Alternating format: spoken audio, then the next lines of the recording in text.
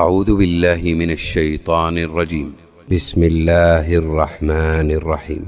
إن هذا القرآن يهدي للتي هي أقوم ويبشر المؤمنين الذين يعملون الصالحات أن لهم أجرا كبيرا وأن الذين لا يؤمنون بالآخرة أعتدنا لهم عذابا أليما.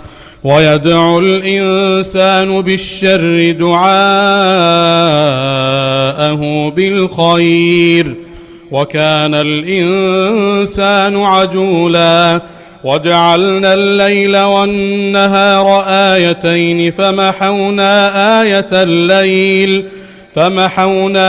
آية الليل وجعلنا آية النهار مبصرة لتبتغوا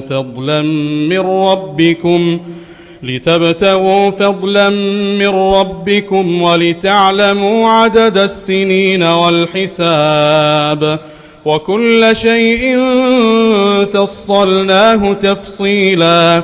وكل إنسان ألزمناه طائره في عنقه ونخرج له يوم القيامة كتابا يلقاه منشورا.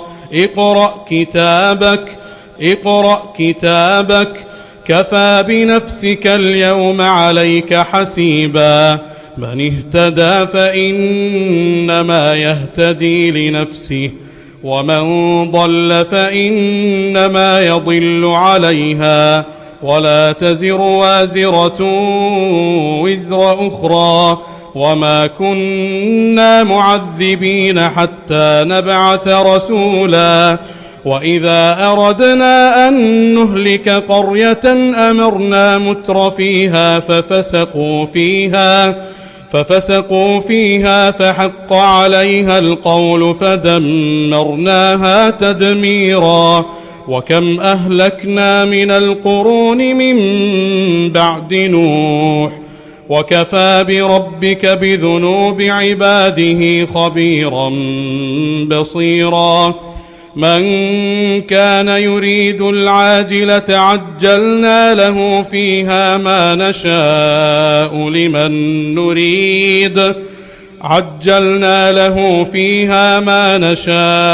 لمن نريد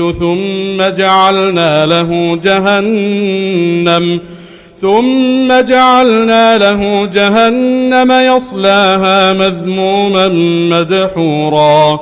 ومن أراد الآخرة وسعى لها سعيها وهو مؤمن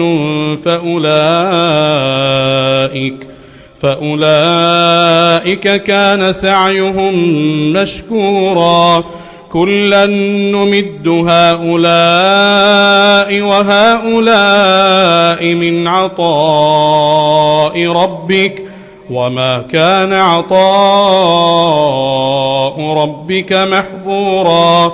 انظر كيف فضلنا بعضهم على بعض وللآخرة أكبر درجات وأكبر تفضيلا. لا تجعل مع الله إلها آخر فتقعد مذموما مخذولا. وقضى ربك ألا تعبدوا إلا إياه وبالوالدين إحسانا. إما يبلغن عندك الكبر أحدهما أو كلاهما فلا تقل لهما أف ولا تنهرهما وقل لهما قولا كريما.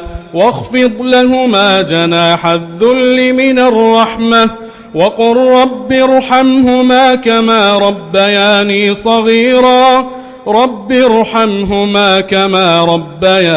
صغيرا.